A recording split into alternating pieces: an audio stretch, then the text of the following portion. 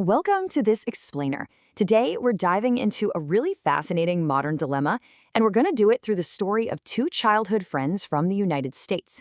We'll be looking closely at a narrative that captures this tension I think so many of us feel today, right? That pull of traditional, quiet roots versus the magnetic, almost irresistible draw of urban ambition.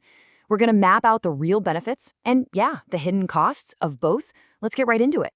But before we actually introduce our characters, I want you to just stop and think about a really simple question. If you had to choose between the total peace of the country and the massive opportunity of the city, which one would you pick? It's a tough choice, right? Most of us probably lean one way or the other right off the bat. But today, we're going to break down the distinct advantages of both of these lifestyles. And who knows, by the end of our time together, you might just find that your answer actually shifts a bit. So, part 1, a tale of two paths.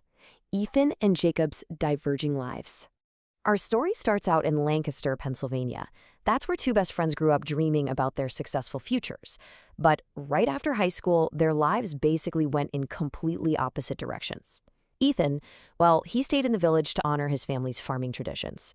We're talking waking up way before sunrise, feeding the animals, working the fields, and literally knowing every single neighbor by their first name. Jacob, on the other hand, packed up and moved to New York City. He earned a business degree, landed a super high-paying job in finance, and essentially traded those open green fields for relentless meetings, bumper-to-bumper traffic, crazy tight deadlines, and crowded streets. Literally two friends living in two completely different worlds. Which brings us to Section 2, Life in the Village, where Jacob visits Lancaster. So years go by, and one summer, Jacob finally decides to return to Lancaster for a high school reunion. The moment he steps out of the city, he is just totally struck by the green fields, the incredibly quiet roads, and this peaceful air he had honestly completely forgotten about. But the real culture shock hits him the very next morning when Ethan casually invites him to help out on the farm. Jacob literally laughs it off. He tells Ethan, "Look, man, I sit at a computer all day. I know absolutely nothing about farming." Ethan just smiles and says, "Today you'll learn." Talk about the perfect invitation to step completely out of that corporate comfort zone. And so they get right to work. They spend the entire day planting vegetables, fixing up old fences, and harvesting fresh corn.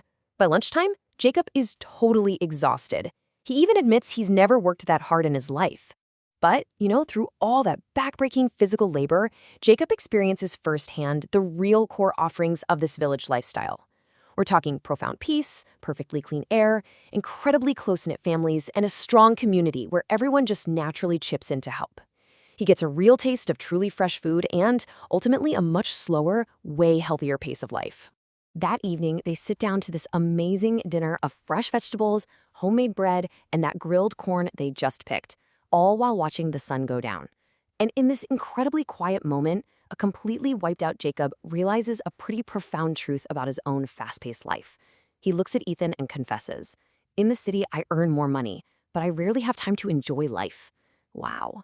That is just such a powerful realization about the massive trade-offs we so often make for career advancement. All right, moving into Section 3, the city's fast pace. Ethan visits New York City. Now the roles get reversed. Ethan travels to New York with Jacob, and right away, he is absolutely blown away by the sheer scale of everything. Skyscrapers literally touching the clouds, subways moving hundreds of thousands of people underground, and just this relentless, buzzing energy everywhere. Jacob shows him the ropes, introducing him to these ultra-modern offices, advanced hospitals, giant universities, and massive global businesses. Taking it all in, Ethan admits, the city creates opportunities. But Jacob, who of course knows the gritty reality behind all that shiny facade, immediately nods and adds, but it also creates stress. It's just a perfect, grounded reality check. Because just like we saw with the village, the massive, undeniable benefits of the city quickly become super apparent to Ethan. The city is just this incredible engine, right? It offers exponentially better career trajectories, top-tier higher education, and instant access to cutting-edge healthcare and technology. Plus, it's this amazing hub of immense diversity, and it grants you access to absolutely world-class businesses. These are the powerful forces that draw thousands and thousands of people to urban centers every single day. But as we know, the downsides are just as real.